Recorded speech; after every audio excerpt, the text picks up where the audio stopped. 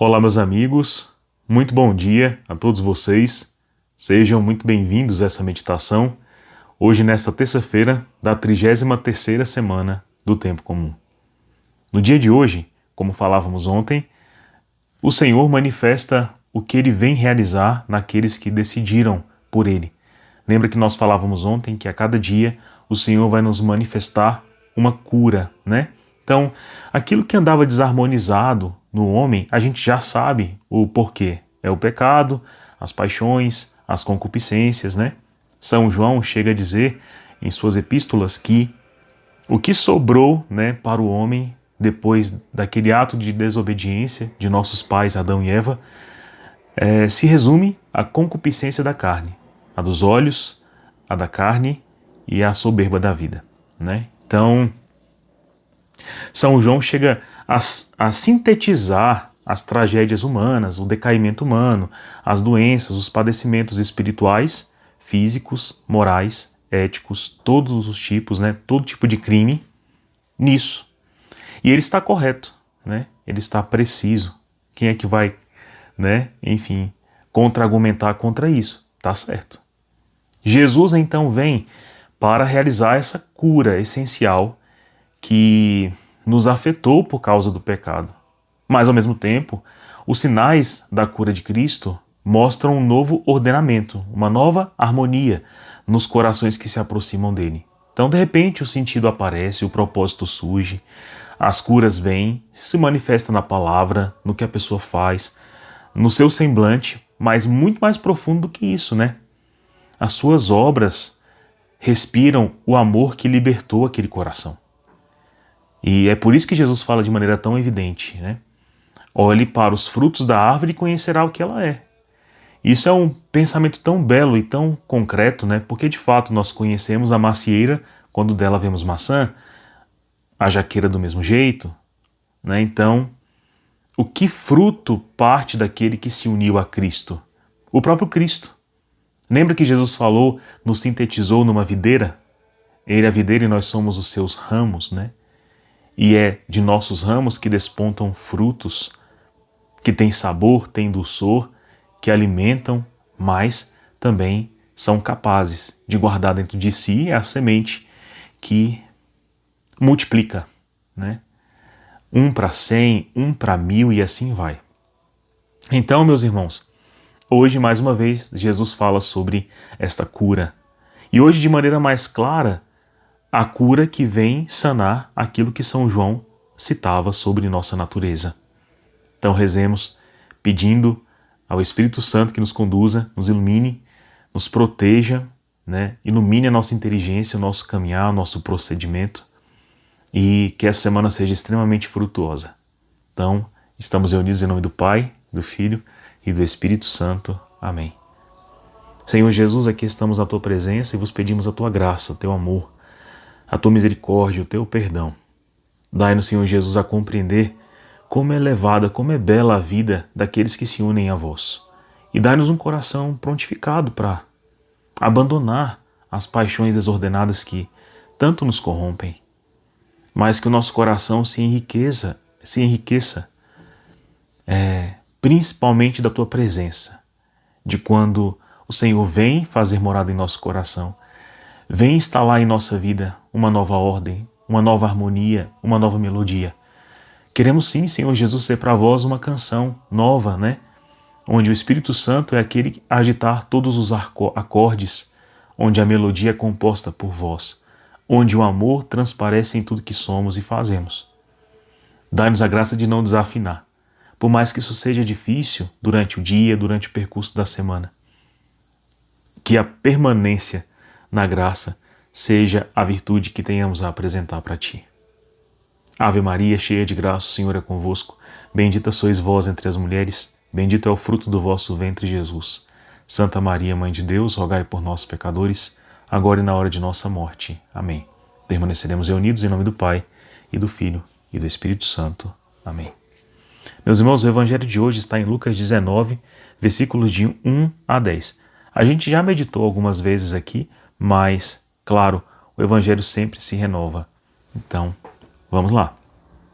Naquele tempo, Jesus tinha entrado em Jericó e estava atravessando a cidade. Havia ali um homem chamado Zaqueu, que era chefe dos cobradores de impostos e muito rico. Zaqueu procurava ver quem era Jesus, mas não conseguia por causa da multidão, pois era muito baixo. Então ele correu à frente e subiu numa figueira para ver Jesus, que devia passar por ali. Quando Jesus chegou ao lugar, olhou para cima e disse: Zaqueu, desce depressa. Hoje eu devo ficar na tua casa. Ele desceu depressa e recebeu Jesus com alegria. Ao ver isso, todos começaram a murmurar, dizendo: Ele foi hospedar-se na casa de um pecador. Zaqueu ficou de pé e disse ao Senhor: Senhor, eu dou a metade dos meus bens aos pobres e, se defraudei alguém, vou devolver 4 vezes mais. Jesus lhe disse: Hoje a salvação entrou nesta casa, porque também este homem é um filho de Abraão. Com efeito, o Filho do Homem veio procurar e salvar o que estava perdido. Essa leitura é muito rica, né? De maneira que a gente pode passar o dia meditando sobre ela. Mas o que chamou meu coração a atenção hoje, de maneira que é desejável partilhar. Bom, lembra do milagre de ontem sobre recuperar a vista, né? E a vista é uma visão nova, uma visão na fé.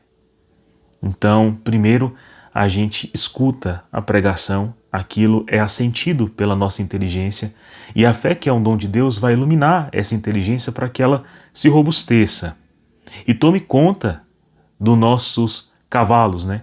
Puxando as rédeas para o lugar correto, para que ele rume, né, para o lugar certo. E esses cavalos são a nossa vontade. Lembra que ontem Jesus perguntou para aqueles que querem se converter: o que queres que eu te faça? E a resposta sempre será: eu quero tananã, tananã, tananã. Então, querer. A minha vontade postou-se agora para contemplar e para concluir e para obedecer uma inteligência nova, uma mentalidade nova, uma metanoia aconteceu em mim. Eu mudei de mentalidade, né?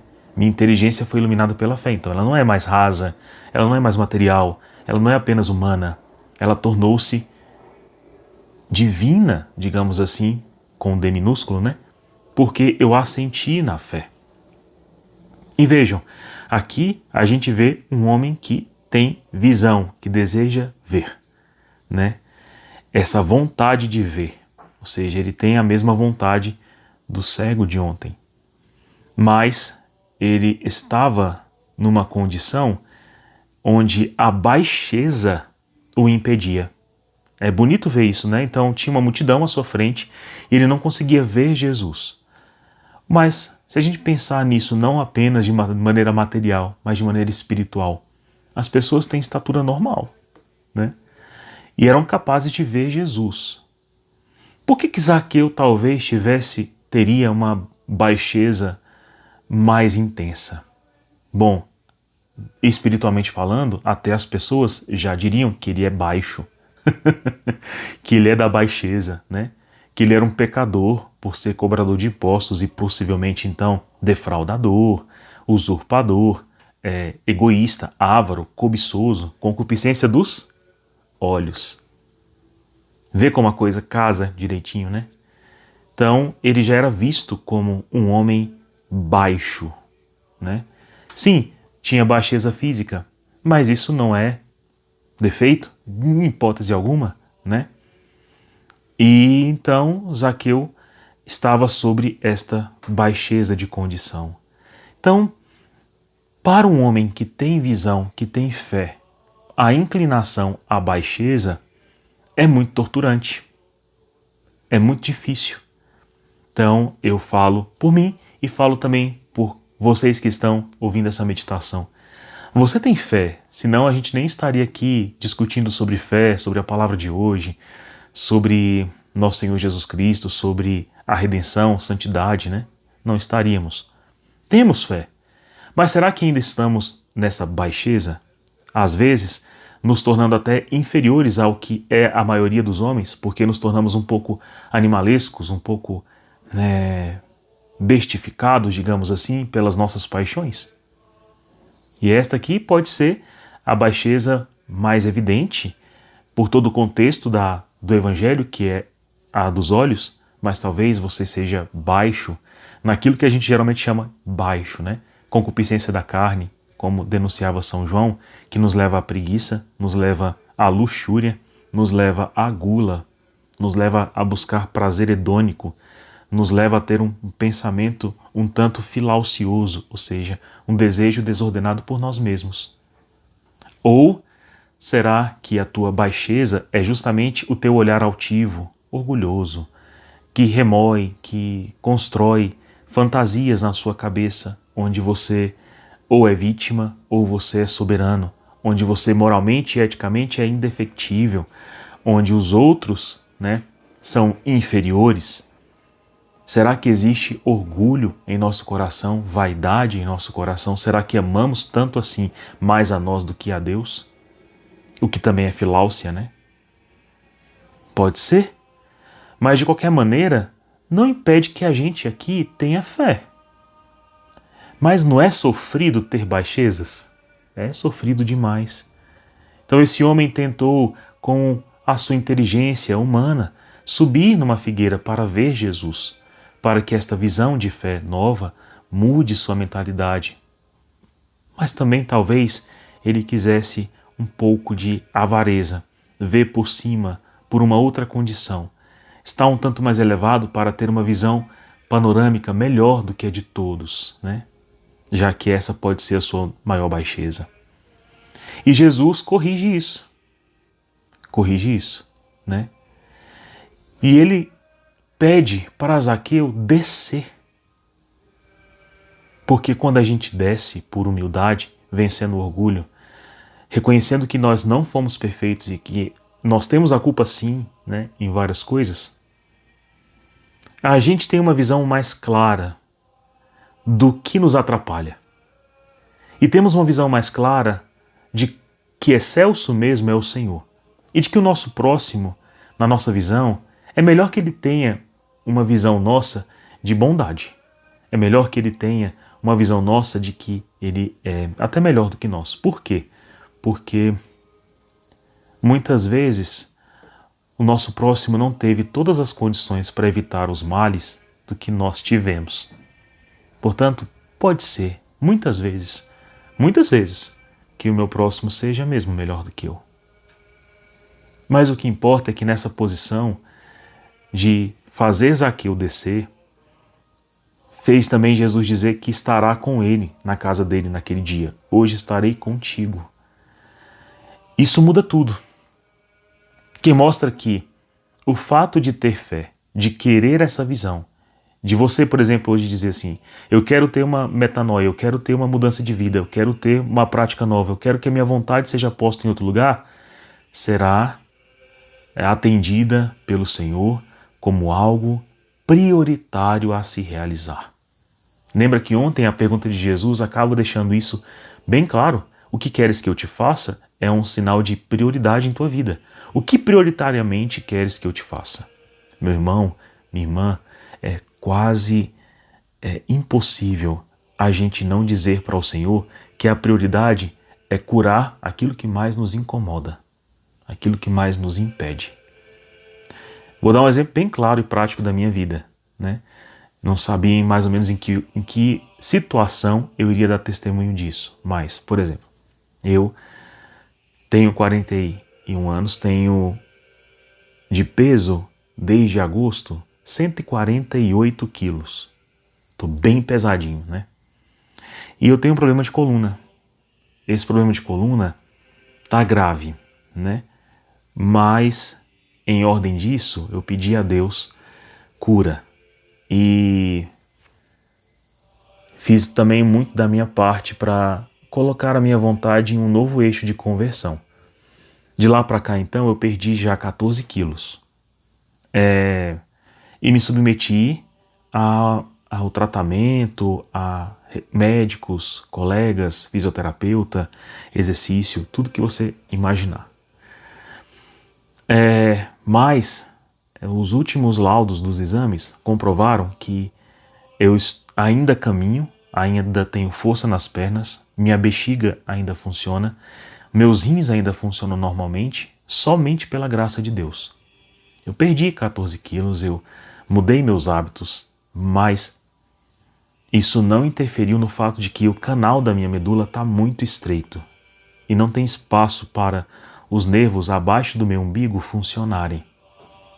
Que se eu tivesse, se existisse uma correspondência entre a minha clínica e o exame, eu estaria na mesa de cirurgia. Há muito tempo. Isso não acontece, não aconteceu.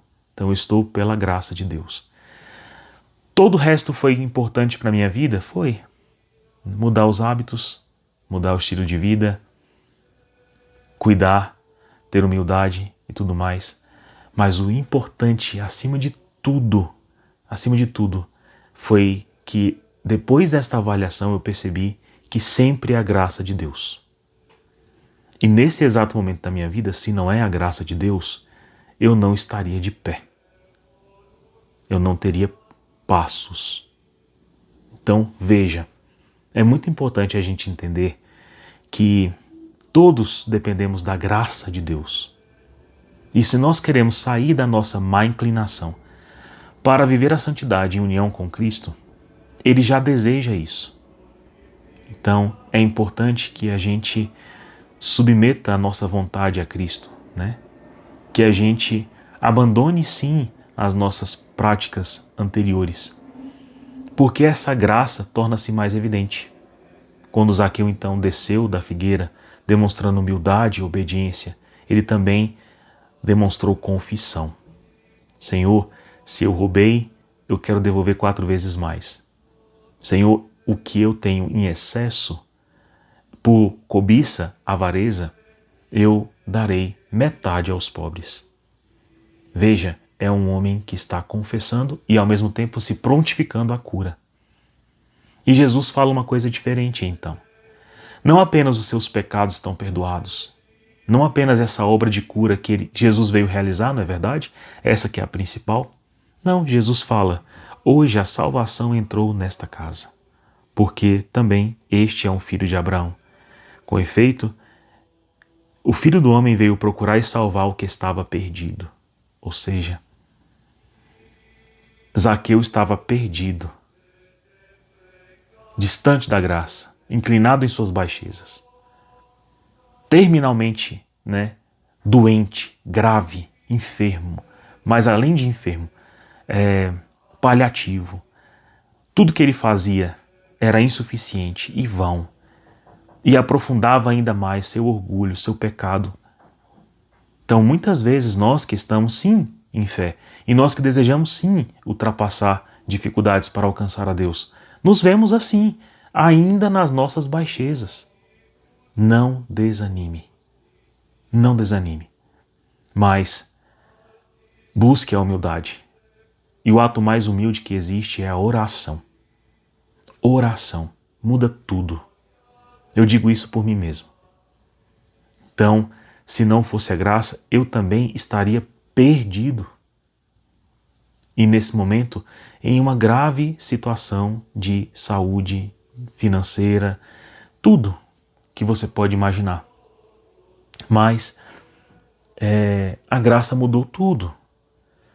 Só que você pode pensar assim, o bem que o Fábio está sentindo nesse momento é o fato de estar andando, de estar com a bexiga funcionando, de ter rins, de não estar numa cadeira de rodas, ou de estar vivo, porque o meu problema poderia também causar a morte súbita, Não é só isso. É o fato de Jesus ter entrado na minha casa, no meu coração.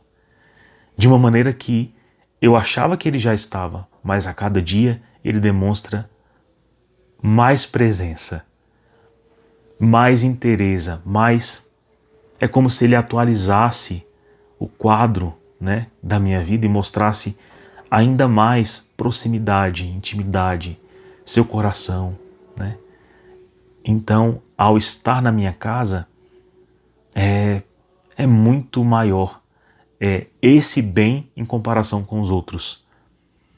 E essa intimidade com Cristo, de uma maneira muito concreta, muito sólida na minha vida, me faz perceber que as baixezas, né, as más inclinações, não têm força para humilhar-nos tanto assim. Principalmente quando confessamos e damos resposta ao cão de que aquilo que ele nos seduz a fazer não tem força maior do que a luz que nos atrai a Cristo. Entendeu? E deve ser humilhante a derrota, pois ao afirmar, ao confessar a Deus que somos sim pecadores, adúlteros, falsos, mentirosos, orgulhosos, soberbos, omissos, nós estamos pedindo para Jesus: entra porque eu estava perdido. E Jesus já quer entrar. Hoje eu estarei na sua casa. E que presença maior pode existir? Que graça maior pode existir, né? Então, hoje eu tenho um dia aqui para render graças e louvores a Deus. Sim, Ele me deu a vida. Sim, Ele está mantendo essa vida. Sim, pela graça dele eu estou bem. Mas além disso, Ele é meu amigo, meu Senhor, meu Mestre. E eu sou tudo dele. E moramos juntos. Ele aqui e eu nele. Deus abençoe você, tenha um santo dia e até amanhã. Tchau.